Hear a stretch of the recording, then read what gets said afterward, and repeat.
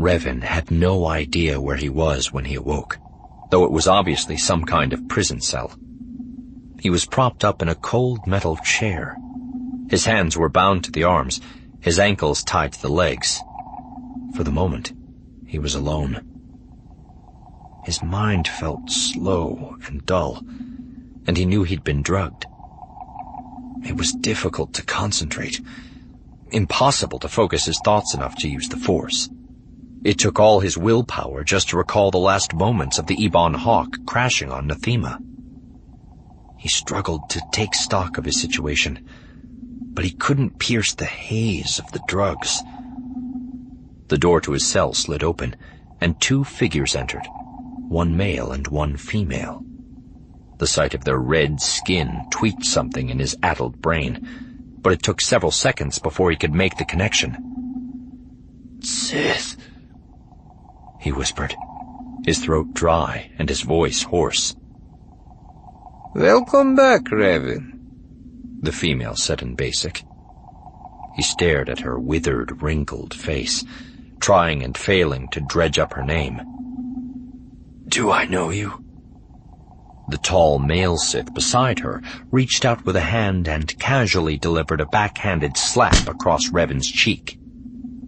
"We don't have time to play games," he said. His voice wasn't angry or threatening. It was calm and completely matter-of-fact. Revan tasted blood. The smack had cut the inside of his mouth. He could feel the sting of the wound and the swelling of his lip.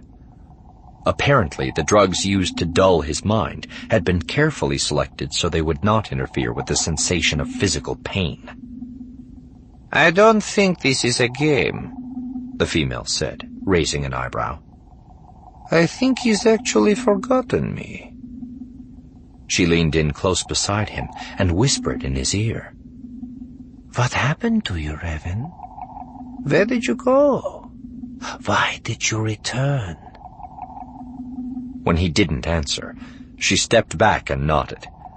Then she waved a hand, and an interrogator droid, Revan hadn't even noticed it hovering behind the two Sith, floated over and extended a long, thin needle into his neck. He grimaced in pain as the needle punctured his skin, then screamed as it discharged a powerful electrical burst, setting his nerves on fire. The Sith male waved a hand, and the interrogator droid retreated. "What happened to your partner?" he asked. "Malik." "I killed him," Revan said. "Why?" "It's complicated." The male's expression didn't change, but the female smiled in amusement, the expression transforming her wrinkled features into those of a grinning skull. "Eventually you'll tell us everything we want to know," the male assured him. "Maybe so," Revan conceded. "But I'm going to make you work for it." After 4 hours of questioning the prisoner, Nyriss ordered Scourge to take a break. They left him in his cell, tied to his chair, neither of them speaking until they were outside in the hall and the door to his cell had closed behind them. "How much longer will it take to break him?" Nyriss asked. Scourge considered the question carefully before answering. Early in his training, he had shown a knack for torture and interrogation, skills the instructors had encouraged during his years at the academy. He was an expert in the field. He knew that wringing information out of an unwilling source was about far more than just inflicting pain. Apply enough punishment, and everyone would talk, but most of what they said would be desperately babbled lies, evasions, and half-truths. Without any way to verify accuracy, information gathered through torture was often unreliable and even worthless. Effective interrogation was an art, and Scourge had an innate ability to parse fact from fiction. He knew what questions to ask and in what order. He understood when to ratchet up the intensity and when to pull back. He knew how to use the threat of pain and the reward of mercy to control his subjects. His advanced techniques, combined with his ability to draw upon the dark side, allowed him to quickly dominate weak minds. Strong-willed subjects were more of a challenge, yet in the end, he always got results. Until now. Interrogating the Jedi had resulted in nothing but frustration and dead ends. His will was strong, as was his command of the Force. Even drugged to the edge of unconsciousness, he was able to draw on it, to help him endure the pain and the relentless barrage of questions. But there was something else as well. Nyriss wanted to know how he had escaped the dungeons of the Citadel. She wanted to know about his relationship with the Emperor. She wanted to know why he had come to Nathema. On all those counts, Scourge had come up empty.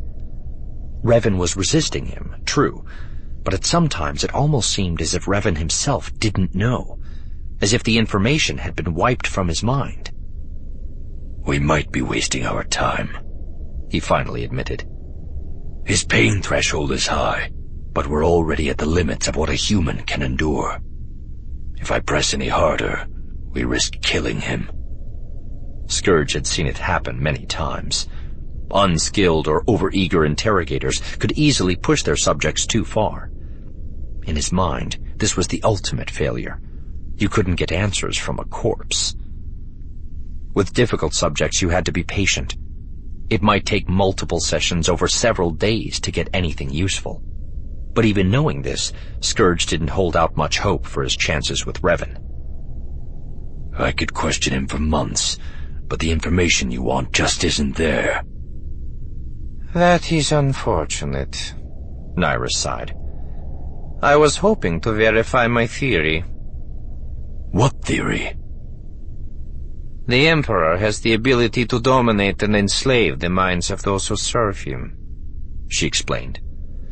"It's one of the reasons he has ruled for so long.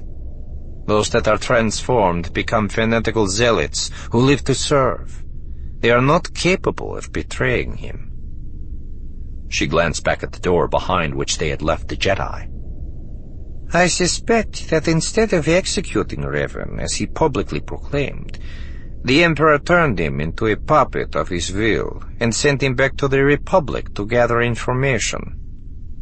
"If he's been gathering intel on the Republic for 5 years, the Emperor must be closer to launching his invasion than we thought," Scourge noted, alarmed at how close their mad ruler had already come to exposing them to the Jedi. Nyriss shook her head. "The Emperor is more patient and careful than any being in the galaxy. He has lived for nearly 1,000 years. He might live for 10,000 more. He leaves nothing to chance. If necessary, he will spend decades, maybe even centuries preparing. No. We still have time. And Revan may still be of use to us." "How so?" "You said it yourself. Something happened to his mind. His memories are lost, but so is his knowledge of and loyalty to the Emperor.